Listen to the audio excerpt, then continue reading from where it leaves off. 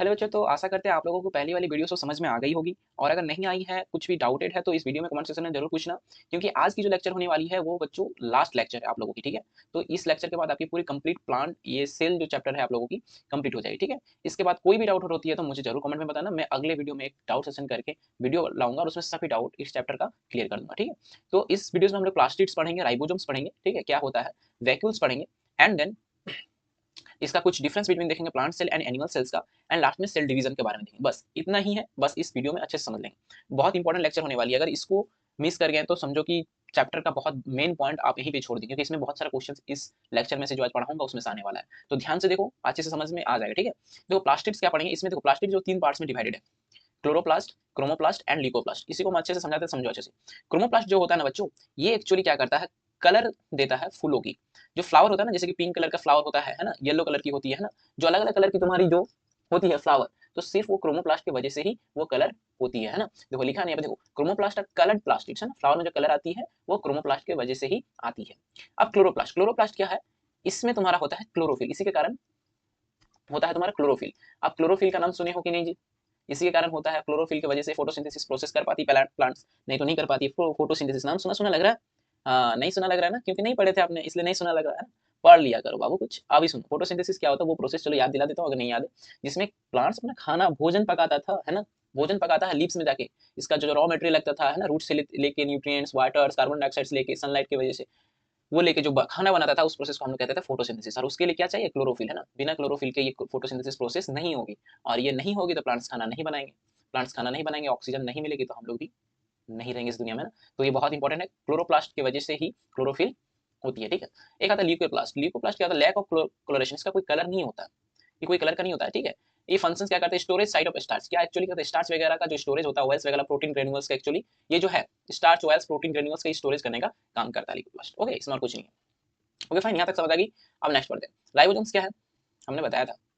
Ribosomes देखो, membrane less cell organelles, इसमें membrane नहीं होती है, ऐसा ऑर्गेनल जिसमें मेम्ब्रेन नहीं हुआ, ribosomes. Involve in synthesis protein, main important का काम क्या है जी, प्रोटीन बनाने का काम करता है ना। Present in both prokaryotic and eukaryotic cell, ये दोनों सेल में पाया जाता है, prokaryotic as well as eukaryotic cell, ठीक है। इसका थोड़ा आप तो ड्राइंग देख लो कैसा होता है। राइबोसोम्स एंडोप्लाज्मिक रेटिकुलम के ऊपर इस तरह प्रेजेंट था ना। हाँ, कौन सा एंडोप्लाज्मिक रेटिकुलम, 2 पार्ट्स में था ना, ईआर। तो किसमें था जी, एगो आर ई आर था और एगो एस ई आर, है ना। जो बच्चे वीडियो पहले वाले नहीं देखे जाके देख लो, नहीं तो ये वीडियो अच्छे समझ में नहीं आएगा। आर क्या था, rough endoplasmic reticulum and S smooth endoplasmic reticulum. तो रफ इसी कारण से होता था क्योंकि राइबोसोम्स इसके ऊपर प्रेजेंट होती थी ना। तो राइबोसोम्स का काम देख लिया, ये क्या करता था, प्रोटीन सिंथेसिस करने काम आता है। इसका कोई सेल और मेम्ब्रेन नहीं होता है, और इस दोनों में पाया जाता है, प्रोकैरियोटिक में as well as eukaryotic cells में। ओके, अब आती है वैक्यूल्स। वैक्यूल्स क्या है भाई, देख ले वैक्यूल्स का, देख लो। प्लांट सेल में बहुत बड़ा होता है ना। देखो ये इतना बड़ा जो एरिया दिख रहा है ना, इतना बड़ा जो एरिया है ये वैक्यूल्स है। प्लांट सेल में जो है वो बहुत बड़ा होता है, बिग होता है ना। एनिमल सेल में जो होता है, एनिमल सेल में वो छोटा होता है। एनिमल्स में क्या होता है, छोटा होता है, स्मॉल होता है। ओके, याद रखना। इसका क्या काम है, चलो समझ लेते हैं। व्हीकल्स का एक्चुअली काम आता है स्टोरेज, काम, इसका मेन काम क्या है, स्टोरेज करता है ना। स्मॉल इन एनिमल्स, एनिमल्स में क्या करता है, छोटा होता है। लार्ज इन प्लांट्स, प्लांट्स में बड़ा होता है। और जनरली जो प्लांट सेल में जो वैक्यूल्स होता है वो कम से कम 50 से 90%, मतलब 80 से 90% जो प्लांट का सेल है, मतलब समझो ये तुम्हारा प्लांट का सेल है, इसमें तुम्हारा 80 टू 90% का जो एरिया है वो अकेले वैक्यूल कैप्चर करके रखा है। समझ में आ गया। यहाँ पे हमारा न्यूक्लियस, इधर न्यूक्लियस कहीं पड़ा हुआ होगा, बाकी यहाँ एंडोप्लाज्मिक रेटिकुलम बोल के पड़ा रहेगा। लेकिन ये 70 टू 90% समथिंग एरिया जो कैप्चर करता है वो वैक्यूल्स करके रखता है, ठीक है। फंक्शंस क्या भाई important, provide turgidity and rigidity. हाँ, क्या काम करता है, टर्जिडिटी एंड रिजिडिटी, मतलब सख्त हार्डनेस बनाने का काम करता है प्लांट्स का। हाँ, सेल वॉल भी करता है ना, सेल वॉल भी करता है, लेकिन उसके साथ साथ वैक्यूल्स भी प्रोवाइड करता है, टर्जिडिटी एंड रिजिडिटी। और क्या, store essential substances, essential substances का स्टोर करने का काम करता है ना। समझ आ गया। और एगो एगो यहाँ पे इंपॉर्टेंट स्पेशलाइज्ड रोल्स, इसका मेन क्या है कि expelling excess water and waste from unicellular organisms. कभी कभी क्या करता है ना, जैसे यूनिसेलुलर ऑर्गेनिज्म होता है, जैसे बैक्टीरिया में वगैरह, मतलब ज्यादा वाटर जो हो जाता है उसको एक्सपेल करने का काम करता है। आ, मतलब उसको गिराने का काम करता है, मतलब सेल से निकालने का काम करता है ये वैक्यूल्स। और उसको स्टोरेज करने का भी काम करता है वैक्यूल्स। ओके, अब देखो इसका तुम ड्राइंग एक बार देख लो। अब आता है कुछ इंपॉर्टेंट चीज याद रखना। देखो डबल मेम्ब्रेन बाउंड ऑर्गेनल्स क्या क्या होता है, जो डबल मेम्ब्रेन का होता है, तो याद रख लेना, न्यूक्लियस, माइटोकॉन्ड्रिया और प्लास्टिड। ये डबल मेम्ब्रेन, ये सब तुम्हारा ऑर्गेनल्स में डबल मेम्ब्रेन का होता है। सिंगल मेम्ब्रेन में क्या क्या होता है, बाकी सब ये सब तीनों को छोड़ के जो जो आ गया सिंगल मेम्ब्रेन, है ना। जैसे वैक्यूल्स आ गया, लाइसोसोम्स आ गया, गोल्गी अपैरेटस आ गया, एंडोप्लाज्मिक रेटिकुलम आ गया, है ना। मेम्ब्रेन लेस, जिसमें मेम्ब्रेन होता ही नहीं, राइबोसोम्स में अभी पढ़े कुछ देर पहले। एंड सेंट्रोजोम, सेंट्रियोल, सेंट्रोजोम क्या होता है तुम पढ़ोगे थोड़ा सा 10 क्लास में, है ना। एक्चुअली तुम थोड़ा सा हम बता देते हैं, ये डीएनए में होता है, ठीक है। ये जब टूटता है 11th क्लास में अगर बायोलॉजी लेके पढ़ोगे तो इसके बारे में और अच्छे से डीपली पढ़ोगे। तो समझो कि एक तरह से ये डीएनए में प्रेजेंट होता है ना, समझ लो। तो वो भी क्या है, लेस, इसमें मतलब मेम्ब्रेन नहीं होता है, ठीक है। अब देख लो कुछ कुछ इसका फीचर, डिफरेंस बिटवीन का भी बोल देगा, क्वेश्चन पूछता ही है, इंपॉर्टेंट है, वीवीआई लगा लो भाई, ये वीवीआई है। स्कूल में क्वेश्चन पूछता है कि write 5 difference between plant cell and animal cell. तो पहला क्या है, सेल का शेप जो है देख लो, प्लांट सेल में जनरली स्क्वायर और रेक्टेंगुलर शेप का होता है, एनिमल सेल में इरेगुलर और राउंड शेप कर लेना, ठीक है। सेल वाल तो सिर्फ प्लांट सेल में प्रेजेंट होता है, एनिमल सेल में नहीं होता, हमने बताया ना। जेड प्लस सिक्योरिटी सिर्फ प्लांट सेल के पास होता है ना।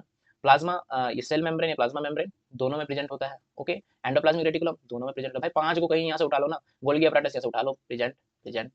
साइटोप्लाज्मा दोनों में present present, ribosomes present present, plastids इसमें प्रेजेंट, लेकिन प्लास्टिड्स इसमें नहीं होता, याद रखना, ये बहुत इंपॉर्टेंट है। यहाँ स्टार मार्क। प्लास्टिड्स एक ऐसा ऑर्गेनेल्स है जो सिर्फ प्लांट सेल में पाया जाता है और एनिमल सेल में एब्सेंट होता है, और सेल वाल प्लांट सेल में पाया जाता है और एनिमल सेल में एब्सेंट होता है। ये 2 पॉइंट जो है बहुत इंपॉर्टेंट पॉइंट है, ठीक है। ये डिफरेंस अच्छे से याद रखना, ठीक है। चलो यहाँ से कोई अपना 5 पॉइंट याद रख लेना, बस काफी है। सेल डिवीजन देख लेते हैं भाई, बहुत इंपॉर्टेंट है, ये जानते हो हम आपको बता रहे हैं, ये सेल डिवीजन, ये माइटोसिस मियोसिस मेरा पीछा कभी नहीं छोड़ा था। मतलब मैं ग्रेजुएशन में भी मैं जब पढ़ रहा था तो ये माइटोसिस मियोसिस का डिफरेंस बिटवीन मेरे को उस समय भी पूछा गया था। तो समझो कि इस बार अगर तुम इसको अच्छे से समझ लिए, पढ़ लिए ना, तो 11 12 छोड़ो, 9 10 छोड़ो, तुम्हारे ग्रेजुएशन शायद डिग्री में भी ये पूछा जाता है, बहुत सारा क्वेश्चंस आता है, मियोसिस एंड माइटोसिस क्या होता है। और बहुत सारे बच्चों को इसमें बहुत सारा कंफ्यूजन होता है। अभी तो तुम रट्टा मार लोगे, है ना, क्या है, लेकिन एक्चुअली में जब तुम बायोलॉजी लेके अगर नीट वीट के एग्जाम देने जाओगे, पढ़ने जाओगे आगे फ्यूचर में, तो इसको समझना बहुत इंपॉर्टेंट है, नहीं तो बार बार कंफ्यूजन करोगे। तो चलो मैं इसको अच्छे से समझा देता हूँ, सिंपल वर्ड में समझाएंगे, ठीक है। देखो सेल डिवीजन, सेल का डिवीजन होता है, क्यों होता है, सेल बिना डिवाइड किए हुए तो तुम भाई बनेगा नहीं आगे का सेल, है ना। देखो cell division is the process through which new cell are form, new cells बनता है, सेल डिवाइड करके ही न्यू सेल्स बनता है ऑर्गेनिज्म से, ठीक है। New cell formed for growth, cell replacement and reproduction, किस लिए होता है, ग्रोथ के लिए होता है, सेल का रिप्लेसमेंट करने के लिए न्यू सेल बनता है, और रिप्रोडक्शन है ना, रिप्रोडक्शन करता है, तो वो सेल का डिवीजन होता है। टू मेन टाइप्स क्या क्या है, माइटोसिस एंड मियोसिस। सबसे पहले हमने देख लेता हूँ मियोसिस। मियोसिस में क्या होता है कि ये टूट के 4 डॉटर सेल में डिवाइड हो जाता है, 1 2 3 4। ये टूट के मान लो यहाँ पे है ना, ये जो सेल में ये तुम्हारा क्रोमोसोम्स है, ये जब टूटेगा, ये जब डिवाइड करेगा, तो ये डिवाइड करके यहाँ बना, फिर ये टूट के 4 डॉटर सेल में डिवाइड हो जाएगा मियोसिस में, याद रखना। मियोसिस में कितना में, टूट के कितने पार्ट में, 4 में बनता है। लेकिन माइटोसिस में तुम देखो एक टूट के 2 डॉटर सेल बनाता है, 1 2, याद रहेगा। और इसमें क्या होता है कि मियोसिस में मान लो यहाँ पे 12 क्रोमोसोम्स है, इसके पास कितना है, 12 क्रोमोसोम्स। तो मियोसिस में क्या होता है, टूट के सब में हाफ हाफ डिवाइड हो जाता है, मतलब इसमें क्रोमोसोम संख्या आ जाएगा 6, इसमें भी आ जाएगा 6, इसमें भी आ जाएगा 6, इसमें भी आ जाएगा 6, मतलब ये 12 क्रोमोसोम्स जो है वो कितने में डिवाइड हो जाएगा, हाफ हो जाएगा, हाँ 6 6 6 4 में डिवाइड हो जाएगा, ठीक है। और यहाँ पे जो है ये तुम्हारा 12 अगर यहाँ पे है, तो टूट के जो 2 डॉटर सेल बनेगा इसमें भी सेम ही होगा, इसमें भी क्या होगा, 12 होगा, और इसमें भी 12 ही होगा। ये इंपॉर्टेंट है, समझ में आ गया, बहुत ईजी है। तो देख लो भाई इसका थोड़ा सा डिफरेंस बिटवीन क्या है, कि it is an equational division, mitosis का इक्वेशनल मतलब सेम, 2 पार्ट में डिवाइड हो रहा है ना, अरे रिडक्शनल, 2 पार्ट में डिवाइड होकर सेम नंबर जा रहा है, 12 12 दोनों में जा रहा है ना, 12 12 माइटोसिस में। मियोसिस में क्या रिडक्शनल, इसमें रिडक्शन हो रहा है, हाफ ऑफ नंबर है ना, 6 6 आ रहा है, 12 का 6 आ रहा है ना। 2 डॉटर सेल आर फॉर्म है ना, इसमें कितना डॉटर सेल हो रहा है, 1 और 2, इसमें क्या हो रहा है, 4 daughter cell are form, okay. Daughter cell same number of chromosomes are present in the cell, है ना, सेम नंबर ऑफ क्रोमोसोम्स आ रहा है, देखो इसमें 12 था पहले में 12 था, तो इसमें भी 12 और 12 आया। लेकिन इसमें तुम्हारा डॉटर सेल हाफ नंबर आ रहा है क्रोमोसोम्स, इसमें देखो 12 था पहले, लेकिन आया कितना, 6 6 करके आया, है ना। और क्या है, it helps in growth and repair of injured, ये कब होता है, माइटोसिस कब रोल करता है, कब ऐसा सेल, ये प्रोसेस कब करता है, जब हमारा बॉडी में कोई ग्रोथ करना हो या कहीं इंजर्ड हो गया मतलब तुम्हारा कहीं हाथ कट गया है, तो उस जगह में हमको सेल तो चाहिए ना, सेल भरेगा तब ना वो घाव धीरे धीरे भरता है, तो उस समय सेल किस तरह से डिवाइड करेगा, माइटोसिस प्रोसेस के द्वारा डिवाइड करेगा, समझ में आ गया। मतलब वो 2 डॉटर सेल बना बना के अपना सेल को डिवाइड करेगा, ओके।